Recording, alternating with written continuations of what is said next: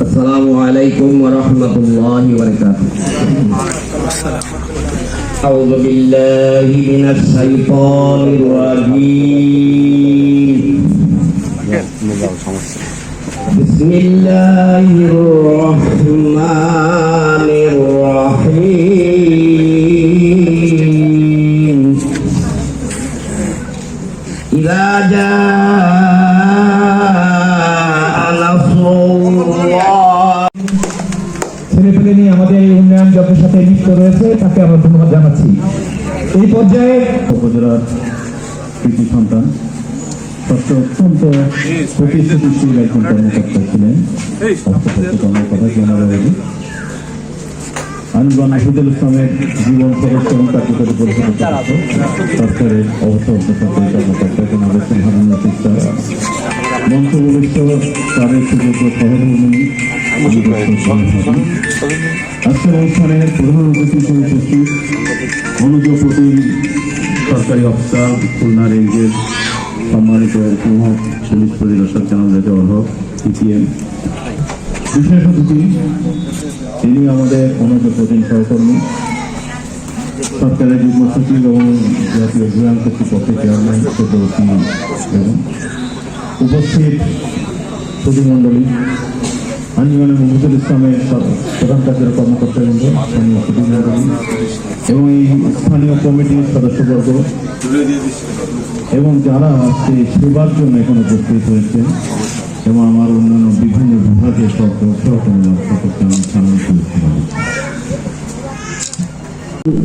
মহিদুল ইসলাম ঢাকায় প্রধান কার্যালয়ের সম্মানিত ম্যানেজিং কমিটির সম্মানিত সদস্য, আঞ্জুমান দলিল হারুন স্বাস্থ্য সেবা ও প্রশিক্ষণ কেন্দ্রের সম্মানিত প্রতিষ্ঠাতা সভাপতি জনাব এস এম হারুন রশিদ, আমাদের মাঝে উপস্থিত আছেন আজকের অনুষ্ঠানের সম্মানিত প্রধান অতিথি সম্মানিত ডিআইজি মহোদয়, উপস্থিত আছেন বিশেষ অতিথি বিধান ও গণপূর্ত বিভাগের সম্মানিত পরিচালক ও সভাপতি জনাব মোসাম্মদ ফেরদৌসী বেগম, আমাদের মাঝে উপস্থিত আছেন জনাব আনিস মাহমুদ,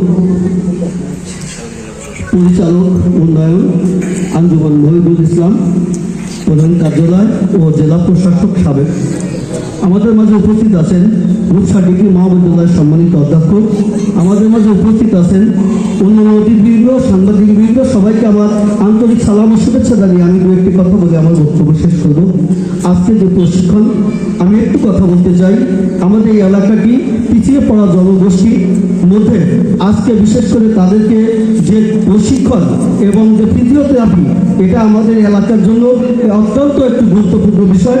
আজকে বিশেষ করে আজকে আমাদের অনুষ্ঠানের যিনি সভাপতি এই কাজটি করেছেন, আজকে আমাদের সকলের পক্ষ থেকে ওনাকে আন্তরিক অভিভাবক এবং আমার পক্ষ থেকে ব্যক্তিগত পক্ষ থেকে স্যালুট।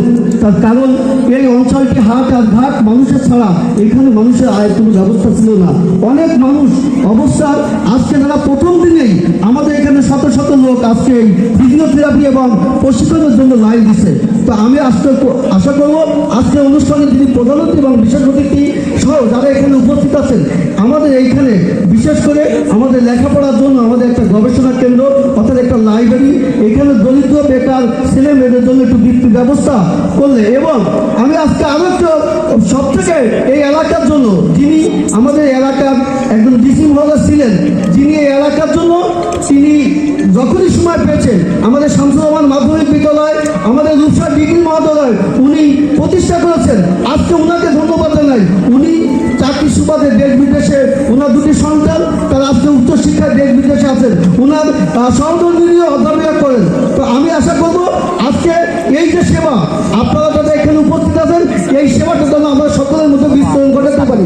এবং যারা প্রধানমন্ত্রী বিষয়টি আছেন, আপনাদের কাছে আরেকটি অনুরোধ, আমি আজকে এই প্রোগ্রামে আজীবন সদস্য হতে চাই এবং যারা এখানে উপস্থিত আছেন, আমি মনে করি আজকে সভাপতি মহোদয় সহ যারা এখানে উপস্থিত আছেন তাদেরকে এই আমাদের পরকালের আজকে এই কাজটি যেন পরকালের নাজাতের একটি অংশ হয়। তো যারা এখানে উপস্থিত সবাইকে আমার আন্তরিক সালাম ও শুভেচ্ছা জানিয়ে আমার আমাদের কথা এখানে শেষ করছি। ধন্যবাদ সবাইকে।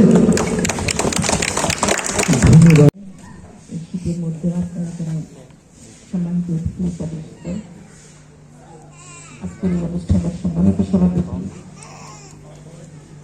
আঞ্জুমান মসজিদের সম্মানিত সদস্য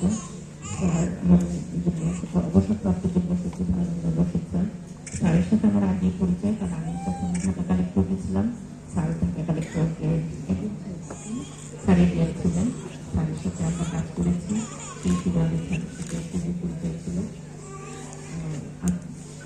মঞ্চ উপস্থিত আছেন আজকের অনুষ্ঠানের সম্মানিত প্রধান অতিথি, উপস্থিত আছেন ঢাবি এবং আঞ্জুমান মসজিদের যে পরিচালক স্যার, আমাদের সিনিয়র স্যার উনি আছেন, আর সম্মানিত অতিথিবৃন্দ সবাইকে আসসালামু আলাইকুম, শীতের শুভেচ্ছা।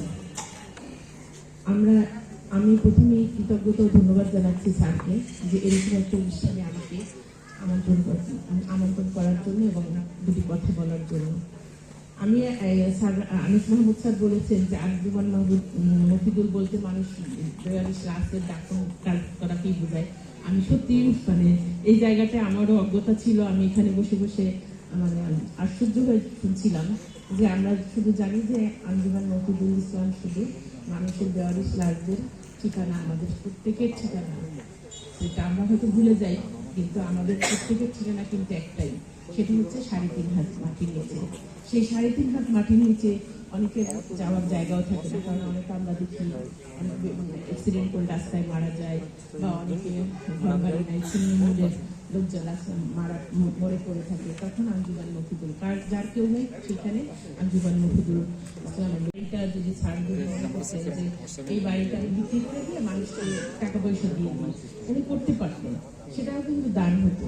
কিন্তু সেই টাকা পয়সা আমি যখন একজন মানুষকে একটা টাকা দেব, ৫,০০০, ১০,০০০, ২০,০০০, ১ লাখ, সেই টাকাটা কিন্তু একদিন শেষ হয়ে যায়, তাই না? কিন্তু স্যার কি উদ্যোগ নিলেন দক্ষ জনসম্পদ গড়ে তোলা, আর সেই দক্ষ জনসম্পদ হিসেবে কাদেরকে বেছে নিলেন? নারীদেরকে। কোন নারীদেরকে? যেসব নারীরা অসহায়, যাদের ওইরকম শিক্ষার আলো পায়নি বা সুযোগ সুবিধা পায়নি, হয়তো ওইসব মহিলারা সুযোগ পেলে আমি আজকে এখানে আছি, আমার থেকে ভালো পজিশনে যেতে পারবে বা যেতে পারতেন বা যাবেন, কিন্তু স্যার সেই সব মহিলাদের পাশে দাঁড়ালেন। আর এই পাশে দাঁড়ানোর ক্ষেত্রে আঞ্জুমান মফিদুল ইসলাম সাহায্য করলেন, পাশে আসলেন এবং আমাদেরকে ডাকলেন এই আপনাদের সামনে দুটো কথা বলার জন্য। তো আমি মনে করি যে এই উদ্যোগটা, এখানে আমরা স্যার যে মহৎ কাজটা করেছেন, সাথে সাথে আপনারা যে তার সাথে সহযোগিতা করছেন, এটাও অনেক প্রশংসনীয়। কারণ আমরা কিন্তু একটা উদ্যোগ নিতে একজনের ইচ্ছে থাকলেও পাশে যদি সাহায্যকারী কেউ না থাকে, তাহলে কিন্তু সেই উদ্যোগটা বাস্তবায়ন করা খুবই কঠিন হয়ে যায়। তা এইখানে যারা আপনারা আছেন, স্যারকে সহায়তা করছেন, সেটাও আমি মনে করি যে আপনাদের এই উদারতা, এবং এই উদারতার ফলে এই প্রতিষ্ঠানটা একদিন আরো বড় হবে। এই প্রতিষ্ঠান থেকে যারা সেবা নিবে, যেমন কম্পিউটার ট্রেনিং নিয়ে যারা কর্মক্ষেত্রে যাবে, সেই সব মহিলারা তাদের সেই পরিশ্রম দিয়ে তারা একটা ভালো চাকরি করবে, আয় রোজগারের ব্যবস্থা করবে, তার সংসারকে সমৃদ্ধি করবে, তার সন্তানকে ভালোভাবে শিক্ষা প্রতিষ্ঠানে পাঠানোর সুযোগ পাবে। এই দোয়াটা আমি করি। সাথে সাথে যারা ফিজিওথেরাপি দিচ্ছেন, এখানে যারা ফিজিওথেরাপি দিতে আসছেন, এরকম একটা জায়গায় ফিজিওথেরাপিটা এটাও কল্পনা করা একটু কঠিন ছিল। অনেক সময় আছে যে ফিজিওথেরাপি থাকলেও হয়তো আমাদেরকে সবাইকে মানে এত মানে একটা টাকা পয়সা ব্যয় করা সবার পক্ষে সম্ভব হয় না। তো এর ফলে এখানে যারা বিনা পয়সায় বিনামূল্যে যারা এই সেবাটা নিতে পারবেন, সেটাও মানুষের জন্য মানে বা যারা সেবাটা নেবেন তাদের জন্য অপূর্ব একটা সুযোগ। আমি মনে করি যে এই কাজগুলা আরো সুন্দর হবে, বেগমান হবে, এবং ভবিষ্যতে যদি আমরা এই কাজের সাথে আমাদের কোনো, আমি পার্সোনালি বলি যে আমি যদি কোনো সহযোগিতা করতে পারি বা আমার করার সুযোগ থাকে, আমি অবশ্যই এই প্রতিষ্ঠানের পাশে দাঁড়াবো ইনশাল্লাহ। এটা আমার খুবই ভালো লাগছে। এটা আমি মনে চিন্তাও করে ফেলছি যে ভবিষ্যতে আমি কি করবো, হয়তো রিটায়ারমেন্টের পরে সুযোগ থাকলে করবো, আর নাইলে এখন থেকে যদি পারি আমি আপনাদের সাথে থাকবো স্যার। এটা আমি আজকে বলে গেলাম স্যার। তো আমি বেশি কথা বলবো না, আপনারা অনেকক্ষণ থেকে ওয়েট করতেছেন। আপনাদেরকে আবারও শুভেচ্ছা ও স্বাগতম জানিয়ে আমি আমার বক্তব্য শেষ করছি এবং ভাবি এবং স্যার আঞ্জুমান মহিদুল্লাহ পরিচালক স্যার আনিস মাহমুদ স্যারকে কৃতজ্ঞতা ও ধন্যবাদ জানিয়ে আমি আমার বক্তব্য শেষ করছি। আল্লাহ সবাইকে ভালো রাখুন। সিলেটের মধ্যে যেখানে যেখানে গিয়েছি পেশাগত কাজে ব্যক্তিগত কাজে তার মধ্যে সবচেয়ে যে ভালো কাজ সেটা হচ্ছে এখানে আসে। এই যে মানুষ থেকে এখানে আসে নিঃসন্দেহে যে উদ্দেশ্যে তিনি এটা আয়োজন করেছেন আল্লাহ কাছে কবুল করেন। এই সমাজে যখন মানুষ বিভিন্নভাবে টাকা ইনকাম করে, ধরেন ঘুষ বদমাইশি করে, চক্রান্ত ষড়যন্ত্র করে যখন জমি কেনে তার ভবিষ্যতে ঠিক রাখার জন্য, তখন স্যার এবং ভাবি মিলে মানুষের কল্যাণের জন্য বাড়ির জমি রেখে দিল। বাড়ির জমির সাথে মানুষের ইমোশনাল সম্পর্কটা এমন আর কি, এখানে তার আত্মীয় স্বজন, তার সন্তান, তার বাবা মা থাকে আর কি। সুতরাং এই জমি আরো কেমন বাড়ান যায় ওই একটা প্রতিযোগিতা সমাজে। তা বাড়ির প্রতি অনেক অনেক কৃতজ্ঞতা যে তিনি স্যার মিলে আঞ্জুমানে যে জমি হস্তান্তর করা, হ্যান্ড ওভার করা ব্যবস্থা করেছে। আল্লাহ তার এই মহৎ উদ্যোগকে কবুল করে দিতে এবং একই সাথে নিজের তো আর কোনো কিছু নাই, যেহেতু স্যার দাওয়াত দিয়েছিলেন এই কারণে এসেছে, এই ছিল আপনার সামনে যারা ভালো মানুষ আছে তাদের ছিল আল্লাহ যেন আমাদেরকেও কবুল করে দেন।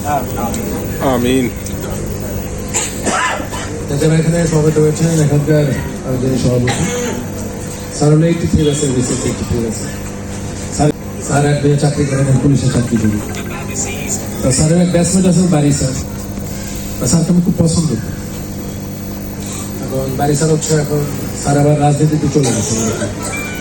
আমরা তত্ত্ব শেষ করে স্যার এখন ইলেকশন করে। বাড়ি স্যারের সময় একটু ব্যক্তিগত সম্পর্ক তার কাছ থেকে আমি যেটুকু জেনেছি আর কি, স্যার অসম্ভব ভালো মানুষ এবং একই সাথে ভালো অফিসার। ভাবি শিক্ষক মানুষ, আল্লাহ যেন তাকে আরো সম্মানিত করে। অ্যাটলিস্ট পার্থিব জগৎ আল্লাহ যেন তাকে অসম্মানিত না করে।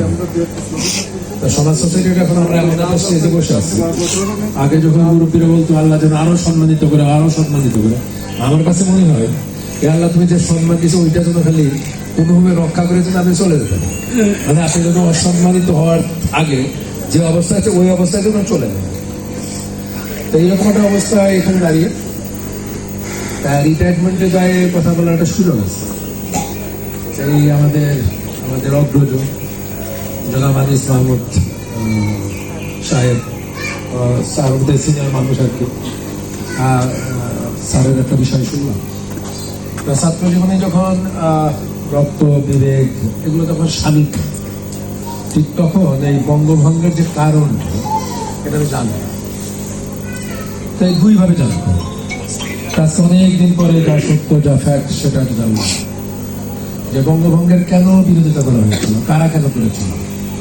আর একজন মুসলমান হিসাবে বা এই বঙ্গের একজন মানুষ হিসাবে, হিন্দু মুসলিম ও বড় বিষয় না, এই বঙ্গের একজন মানুষ হিসাবে এই বঙ্গভঙ্গের বিরোধিতা কেন আমরা, মানে এটা কেন আমাদের জন্য ক্ষতির কারণ হয়েছে। এনিওয়ে অনেকদিন চলে গেছে, এগুলো নিয়ে কথা না বলি। উপরন্ত আমার সাংবাদিক ভাইয়েরা আছেন, ভাইয়েরা আল্লাহর কাছে মাপ চাই, আপনাদের কাছেও মাপ চাই। এই নির্বাচনের তফসিল হয়েছে, আমি একেবারে মানুষ হিসেবে তো দু একটা বিষয় বলছি, এটা আবার একবারে আপনার মতো করে লিখে দিয়ে কোনো ক্যাবাটিক সিচুয়েশন তৈরি করার দরকার নেই, ঠিক আছে?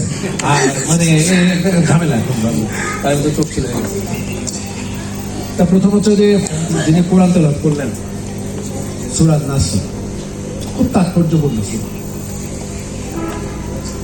ইজা জা নাসরুল্লাহি ওয়াল ফাত, আল্লাহর রহমত। এই কারণে ধরেন যে আমি আজ এখানে আছি, এক সময় আমি চলে যাব। আমি আশা করি, ডিজায়ার করি আপনার ছেলে একদিন আসে এখানে বসবে, আমি যে আপনার চেয়ারে বসবো। এই সূরাটা খুবই তাৎপর্যপূর্ণ সূরা। যারা ইসলামিক স্কলার, যখন এই সূরাটা নাজিল হয়, রাসূলুল্লাহ সাল্লাল্লাহু আলাইহি ওয়াসাল্লাম যারা সাহাবী ছিলেন তারা ধরেন কান্নাকাটি করছে। তারা বুঝতে পারছিল যে এই সূরা নাজিল হওয়ার মধ্যে দিয়ে আল্লাহ ইসলামকে পরিপূর্ণ করলেন এবং এটা মদিনাতে নাজিল হয়েছিল। মক্কা বিজয় হলো, আল্লাহর যে ওয়াদা যেটা সত্য, এটা অবিলম্বে পূরণ হবে।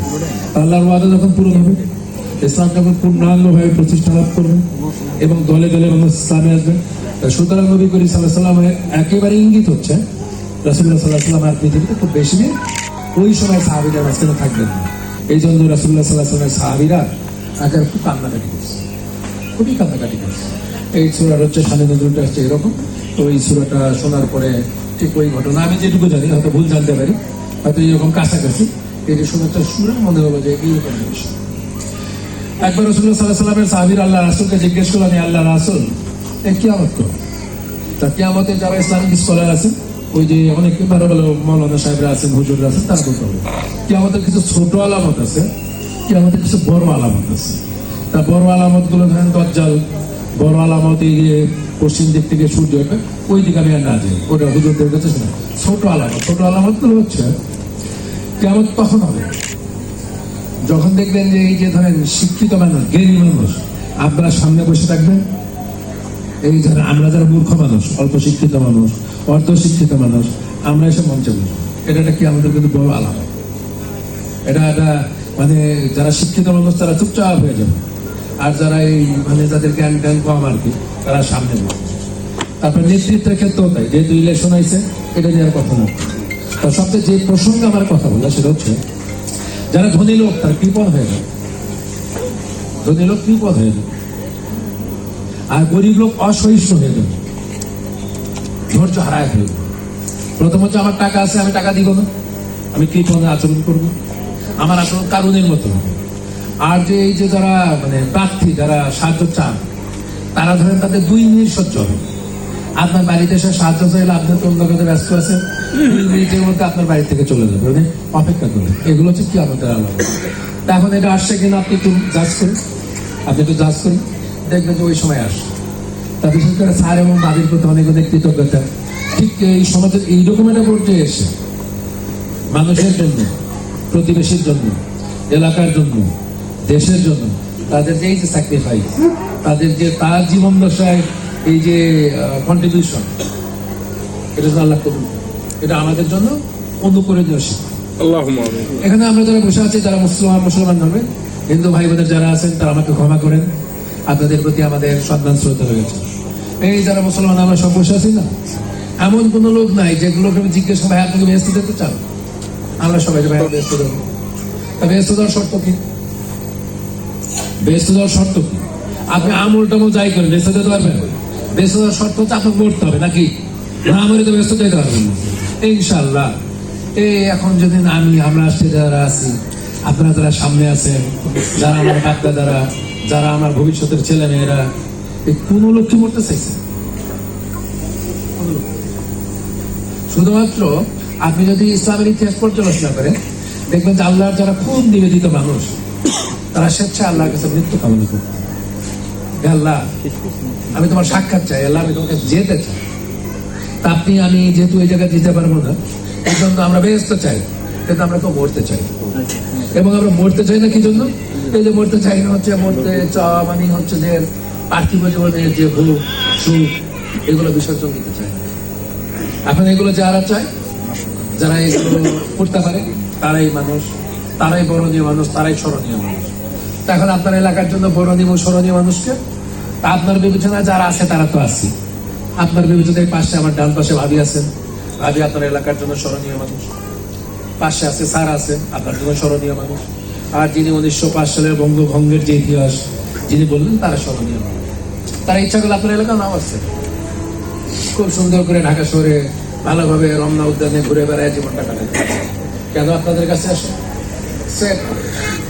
তা ওই জায়গাটুকু মূল্যায়ন, ওই জায়গাটুকু সম্পর্ক মূল্যায়ন।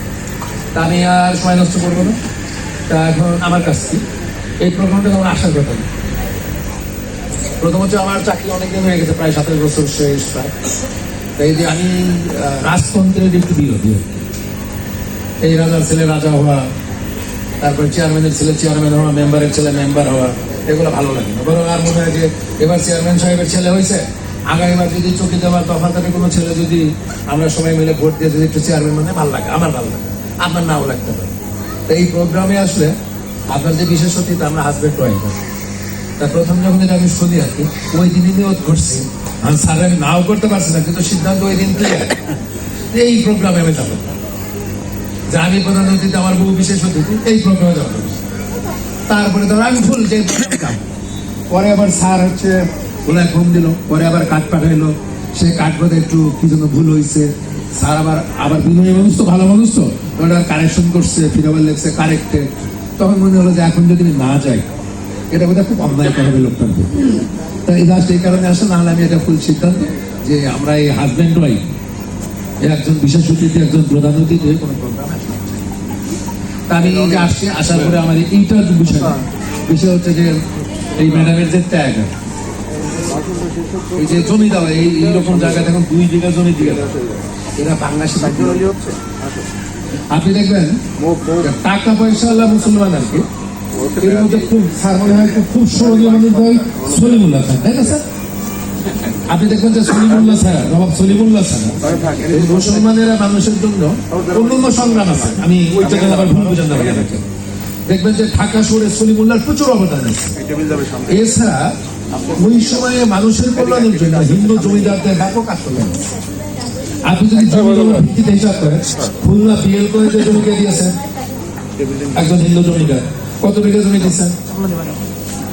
এখন যদি কোনো লোকরা যদি 50 বার যদি আপনি জনপ্রতিনিধি বানান, এইটু বলেন তো ভাই যে আপনার একটা জনপ্রতিনিধি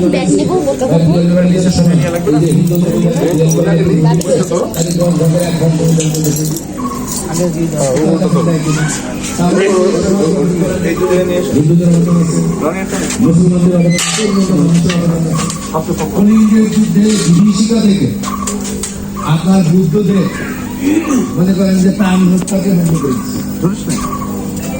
আর এই এত যুদ্ধের পরেও মুসলমান তার যে ইমান ঠিক করতে পারল না। এই যে গাজার যে এত যুদ্ধ চলে, এত কিছু চলে না, এগুলো আমরা দেখি না। তা এই আপনার যে কলিঙ্গের যুদ্ধ থেকে বুদ্ধদেব সে ধর্ম পরিবর্তন হলো, সে বললো যে না, জীব হত্যা মহাপাপ। কোন মুসলমানের কি ওই রকম কোন ক্রাইটেরিয়া দেখতে পাচ্ছি যে ভাই এত মুসলমান মারা গেছে, আমি এই ত্যাগ স্বীকার করি, এইগুলোর মধ্যে। তাহলে এই সমাজ কিভাবে চলবে? এই সমাজে আপনি আপনার মধ্যে ভালো করে চলবে, আর আপনার ইমান আসবে কি আসবে না, এটা দায়িত্ব আল্লাহ। আপনি শুধুমাত্র এই যে যেমন করে তেলাওয়াত করে আপনি করবেন, শিক্ষিত মানুষ হিসেবে হুজুরও পারেন, আর একটু তার সাথে তাকসিরতে হবে। এখন যদি হুজুররা এখানে ওয়াজ করতে আসে না, আসার পর ওয়াজ করে কি? ওয়াজ করে হচ্ছে ওই যে আল্লাহ এক, আল্লাহ অদ্বিতীয়, আল্লাহর অস্তিত্ব আছে। কিন্তু বাবা এটা নিয়ে তো আমার কোনো সন্দেহ নেই, আছে যে তোমার সন্দেহ নেই, এই ওয়াজ করার দরকার। আমাদের দেশে 90% মানুষ মুসলমান, আমরা আল্লাহকে মানি। তাই তুমি বাবা ওয়াজ করবা কোনটা? ওয়াজ করবা যে ওয়াজের মধ্যে দিয়ে মানুষের উপকার হবে, যে ওয়াজের মধ্যে দিয়ে সমাজের বিকাশ। কিভাবে বিকাশ হবে? এই যে কম্পিউটার সেন্টার করলে, এর মধ্যে দিয়ে আমাদের 20টা প্রতি 6 মাস পর বের হবে, 20 জন মানুষের কর্মসংস্থান তৈরি হবে। আজকে যে ছাত্রী 20টা আছে, আজ থেকে 2 বছর পরে শিক্ষিত মা হবে, এর থেকে আরো শিক্ষিত বাচ্চা তৈরি হবে এবং সমাজে। এর সাথে যে ফিজিওথেরাপি সেন্টার করলে, এই ফিজিওথেরাপি সেন্টারের মধ্যে দিয়ে কি হবে? আপনার যে বৃদ্ধ বাবা মা, আপনার যে দাদা, আপনার যে চাচা, তারা একটু রিলিফ পাবে। তারা রিলিফ পাওয়ার পর অবচেতন মধ্যে ওই যে বেড, ওখানে শুয়ে থেকে আল্লাহর জন্য দোয়া করে, সেই দোয়া আপনার জন্য আপনার কাজে লাগবে, আপনার সন্তানের কাজে লাগবে। যারা ইসলামিক স্কলার তারা জাস্ট হয়তো জানে নিয়ে, যারা এই ফিজিওথেরাপি দেয় তাদের বয়স ম্যাক্সিমামই 55, 60 বছর, 70 বছর, 80 বছর। তারা বৃদ্ধ মানুষ, তাদের হচ্ছে চুল পাকায়, তাদের দাড়ি পাকায়। কোনো দাড়ি পাকালো, যখন চুল পাকালো, আল্লাহর কাছে হাত তুলে যখন আপনার সাথে রক্তের সম্পর্ক নাই, যখন দোয়া করে, হে আল্লাহ তুমি তোমার এই বান্দাকে ভালো, এই বান্দার প্রতি ইয়ে করো, দয়া করো, এর এই বিপদ আপদটা কাটাইয়া দিও, আল্লাহ সেই হাত ফেরাই দিতে লজ্জা বোধ করে। তাই সুতরাং এই যে ফিজিওথেরাপির যে সেন্টার, যখন এই যে 2জন দাদু বা চাচা শুয়েছিল, তারাও বৃদ্ধ মানুষ, তারা যখন আমাদের জন্য দোয়া করে, এই দোয়ার মধ্য দিয়ে আমরা উপকৃত হই। সমাজে নানা ধরনের অবিচার, নানা ধরনের অনাচার, নানা ধরনের খারাপ কাজ, এর মধ্য দিয়ে বাংলাদেশের মানুষ ভালো আছেন। এই ভালো থাকার কারণ কি? ভালো থাকা আর কি কি কারণ আছে ভাই, এটা বলতে হবে। তবে একটা কারণ আমি বিশ্বাস করি, এই দেশে দিনের বেলায় আমরা যারা চাকরি করি, খারাপ কাজ করি, তারপরে ধরেন যারা মসজিদের ইমাম, তারা খারাপ কাজ করে, শিক্ষক খারাপ কাজ করে, চাকরিজীবী খারাপ কাজ করে, পাশে সব কামার খারাপ হয়ে জড়াই আছে। তারপরেও আল্লাহ আমাদেরকে বাঁচায় রাখছেন। কেন? সামুদ জাতির মতো আল্লাহ উল্টা দিলেন না কেন? আজ জাতির মতো ধ্বংস করে দিলেন না কেন? ধ্বংস করে দেন না, উল্টা দেন। এই কারণে যে এই বাংলাদেশে আমি যখন দিনের বেলা খারাপ কাজ করি, রাতের বেলা বদমাইশি করি, তখন আমার পূর্বপুরুষ, আমার প্রতিবেশী, আমার অগ্রজ, আমার সমবয়সী অনেক মানুষ সারা রাত তাহাজ্জুদের নামাজ পড়ে, সারা রাত কোরআন তেলাওয়াত করে, সারা রাত আল্লাহর কাছে ডাকে এবং তারা সম্মিলিতভাবে আল্লাহর কাছে দোয়া করে প্রার্থনা করে, এবং এই জন্য আমরা ভালো আছি। নাহলে এত বদমাইশির পরে আপনি ঠিক আছেন, তা কার উসিলায় ঠিক আছেন? আপনার জন্য, অন্য কোনো একটা মানুষের দোয়ার জন্য। যে হয়তো ওই যে রূপসা নদীর মধ্যে একজন ধরেন ঘাট দখল করে, একজন জমি নিয়ে নিচ্ছে, আর একজন বালু খাচ্ছে, আর ওই নদীর মধ্যে আর একজন লোক আল্লাহর কাছে দোয়া করে ওই দরিয়ায় দাঁড়ায়, যে আল্লাহ তুমি নিরাপদ করো আমাদেরকে ভালো রেখো, আমার প্রতিবেশীকে ভালো রেখো, আমার সন্তানকে ভালো রেখো। আল্লাহ ওই দোয়াটা, এই যে যারা সম্পদ আলা লোক তারা কে বুঝেন না? যারা এই যে কমার্শিয়ালি ইম্পর্টেন্ট পার্সন সিআইপি লোক তারা কি বোঝেন না? তার জন্য কতটুকু সম্পদ দরকার, তার সন্তানের জন্য কতটুকু দরকার, এত কিছুর পরে তারপরে তিনি কি করেন? তিনি তো কাজটা করেন, হয়তো অনেকেই করেন। কারণ আমরা যেন ভবিষ্যৎ জীবনে আল্লাহ যেন আমাদেরকে তৌফিক দেন, আমরা যেন ভাবিগুলো স্মরণ করতে পারি, আমরা যেন সার্কেলগুলো স্মরণ করতে পারি। আল্লাহ তুমি আমাদেরকে কবুল করো, আল্লাহ তুমি আমাদেরকে মাফ করো। আর আপনাদের আসতে পেরে, আপনাদের এখানে আসতে পেরে আমরা খুবই আনন্দিত, আমরা খুবই উৎসাহিত। আমার পক্ষ থেকে, আমার পরিবারের পক্ষ থেকে, আমার সন্তানদের পক্ষ থেকে অনেক কৃতজ্ঞতা। আমার বাবা আমার বয়স দিচ্ছে, আমার বাবা আমার জন্য দোয়া করবেন, আমার দুইটা মেয়ে, আমার মেয়েদের জন্য দোয়া করবেন। আর পরিশেষে আমি ইন্ডিয়া পিআই হিসেবে আপনাদের সাথে আমার যে সম্পর্ক হচ্ছে অপরাধ সংক্রান্ত। এখানে আমাদের ওসি রূপসা আছে, জানেন নাকি? ওসি জানেন? ওসি রূপসা ভালো মানুষ, ও ভালো মানুষ। ও আগে আমাদের ফকিরহাটের ওসি ছিল, তো ওখান থেকে নির্বাচনের কারণে যে লটারি হলো না, এখানে আসলো। তো ওসি সাহেব, আপনার প্রতি আমাদের আবেদন থাকবে, নিবেদন থাকবে, সেটা হচ্ছে অন্তকে যে কয়েকদিন আল্লাহ আমাকে এই জায়গায় রাখার আমরা না হই, উপকার করাটা জরুরি না। আপনার হাতে যদি আমরা ক্ষতি না হয় তাই না। আমরা যারা সরকারি চাকরি করছি তাদের প্রতি সম্মান রেখেই বলি, গোটা জীবন আমরা চাকরি করি, চাকরি করার পরে আমরা চিন্তা করি এই করবো, এই করবো, এই করবো। আমি যেটা চিন্তা করি, ভাই সরকারের যে আইনগত নিয়ম নীতি যা আছে ওইটুকু পালন করলেই আলাদা। আমরা যারা সরকারি চাকরি করি আমাদের মানুষের কোনো ভালো কাজ করার দরকার নেই, খালি যদি আমরা প্রতিজ্ঞা করতে পারি আমরা আইনের বাইরে কাজটা করবো না, আমরা কোনো খারাপ কাজ করবো না, তাহলেই মানুষের অনেক উপকার। তা আমরা করি কি, যে মনে করেন যে ভালো কাজ তো কি করি দরকার নেই, ভালো কাজ সপ্তাহে ধরেন 10টা করলাম, খারাপ কাজ করি 11টা বা 12টা।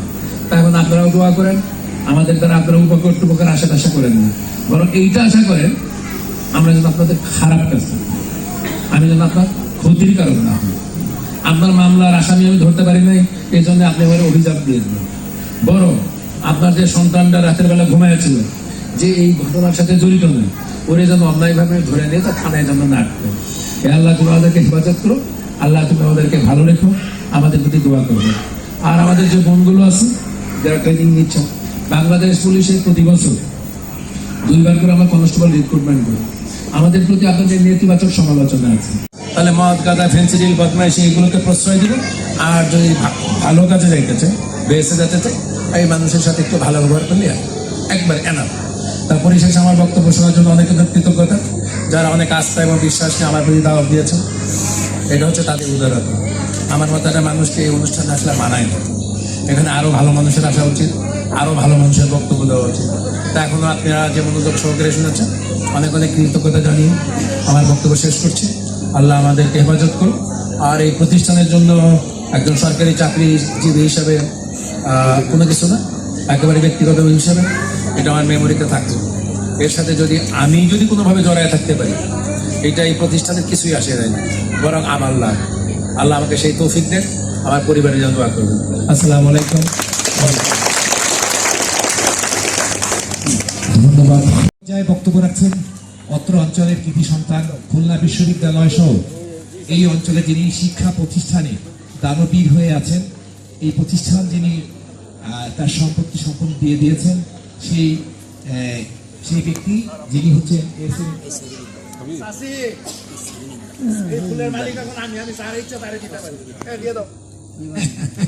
সবাই তাড়াতাড়ি হয়ে যাক। এখন বক্তব্য রাখবেন এস এম হারুন রশিদ সন্ধ্যার সমাগত, ঠান্ডা পড়ে গেছে। এই পর্যায়ে আমি বিশেষ সভাপতি জনাব এস.এম. হারুন রশিদ।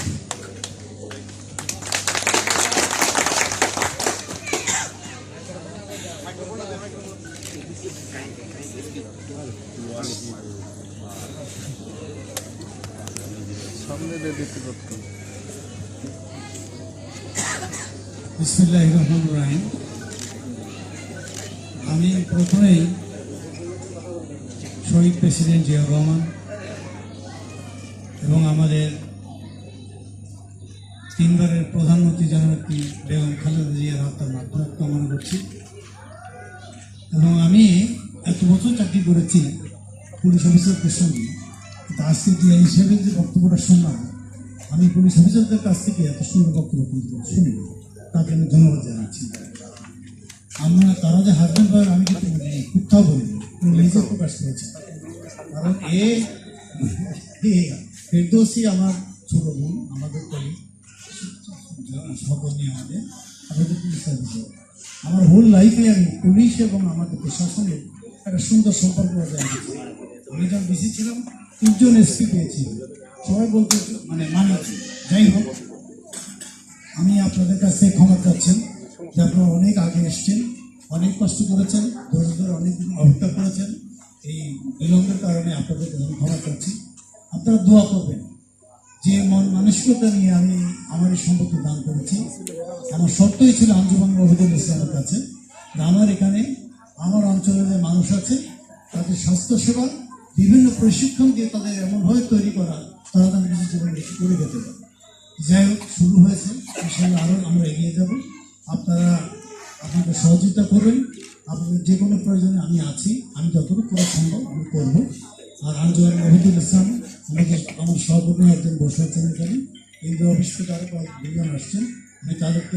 আমি আমাদের যে প্রেসিডেন্ট সাহেব আছেন উসমানী সাহেব, এক্স অ্যাম্বাসেডার, আমি তাকে কৃতজ্ঞতা জানাচ্ছি যে আমাদের দুটো প্রজেক্ট দিয়েছেন। আশা করি আমাদের এত বড় জায়গাটায় আঞ্জুমান মহিদুল ইসলাম পরিপূর্ণভাবে ইউটিলাইজ করবেন, এই আশা আমি ব্যক্ত করি।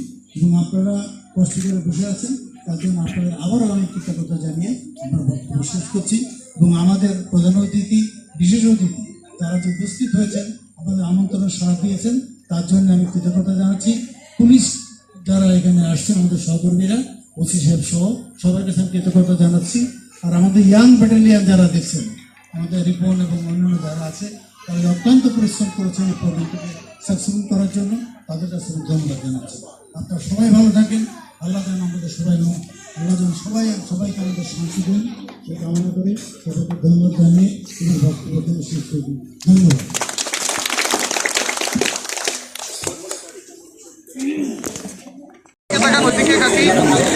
হ্যাঁ, যান দিয়ে দেন, এখানে দাঁড়ান, সেখানটাতে ছবি নিয়ে আপনি দাঁড়ান, পাশে দাঁড়ান,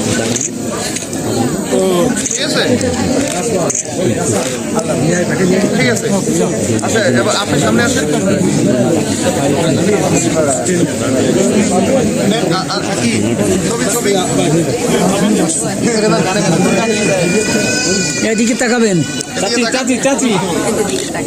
ক্যামেরাম্যানটা কথা বলো, তাহলে তাকাবেন।